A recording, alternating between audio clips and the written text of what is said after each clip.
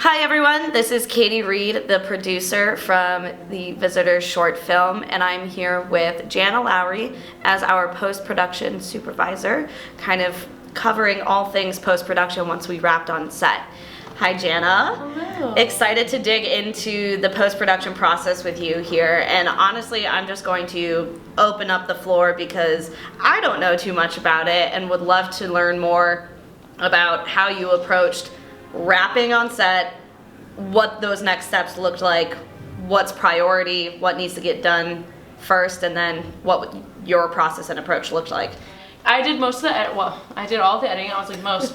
Yeah, me and definitely the little all. mouse in my pocket. No, I did all the editing, and I knew that going in. That was something I studied it, so I wanted to do it. I was very excited about it. I have cut many different types of stories, so it was fun to get to do this story and to tell, especially when writing it. That's even weirder to think I wrote it and now I'm retelling the story, because they always say a film is told 3 times, in the pre-production, the production, and the post. And so telling it in the pre-production and the post-production was a very unique perspective, and it was actually really fun to retell that story, because I almost had to separate myself as okay, no, I'm not the person who wrote this. I have to remind myself, no, this is very different. I'm just looking at the footage of what was captured.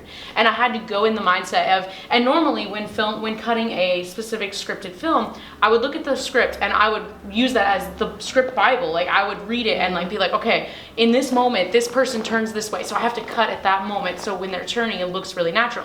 And I would look for cues in that in a normal post process with a feature or a film.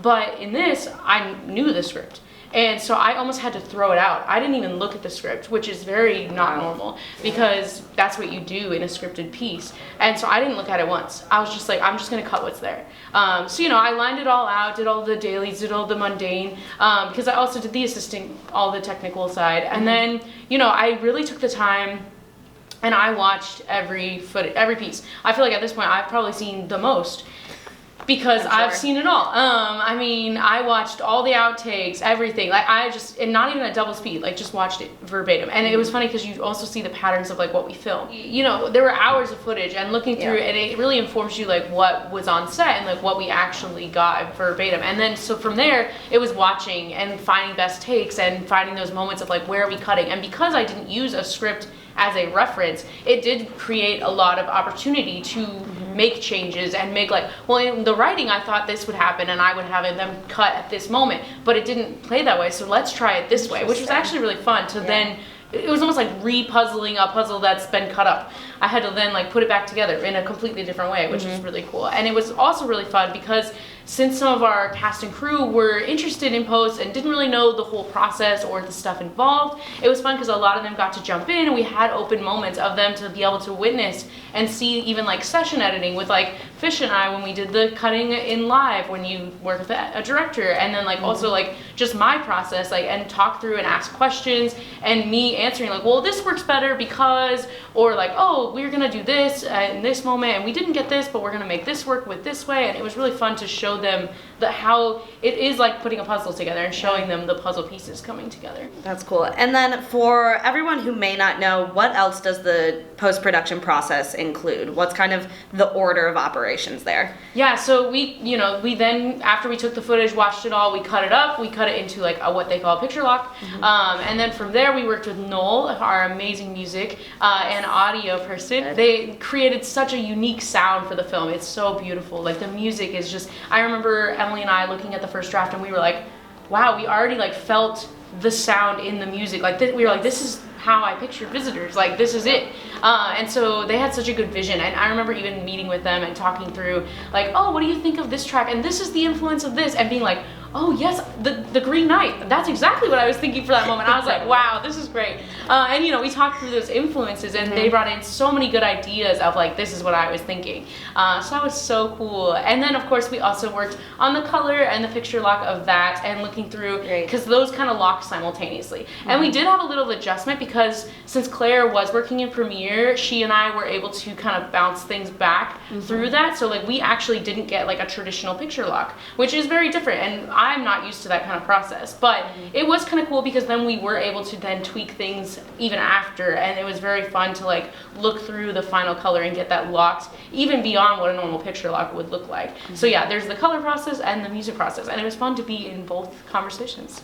And then one other thing I wanted to ask was there anything that was missed on set, or anything that made it difficult in the post-production process, or had to go back and try and think of creative solutions for once you actually got into the editing?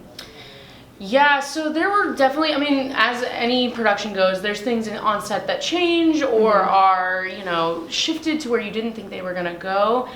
There's things that you didn't catch in the monitor that you're like, oh shoot, I wish we would have got that. And so we did have to do a few masking out of things and some of that. There's some moments where it's like, oh, if we only had gotten this. And there was one of those moments in the storage room scene towards the 3/4 of the way in where there was a line where it was like, well, but is this important? And we kind of talked through it, and then it was like, well, actually we could still have this line, and maybe we just shift the way it was supposed to be spoken, because we actually realized, and even in the beginning in scene, I think it's like scene 2 with the boys upstairs, right, there's this moment where we were like, well, it doesn't really make sense for him to say that. You actually brought up the idea that like, well, why does he make this comment? And we never brought it back. And that's a really good note even to catch late on. And so we were able to kind of shift and change those moments, and even like rewrite some of those like small lines where we have like a layover of something else. And so we were able to actually like change the intention in those moments, which is actually really cool to see. Cool. Yeah. Well, Jana, thank you so much for talking us through the whole post-production process. It was fascinating to learn about. Thank you for watching our Q&A with our post-production supervisor, Jana Lowery. You can also check out our Q&As with director Emily Fisher, writer Jana Lowery, and our cast.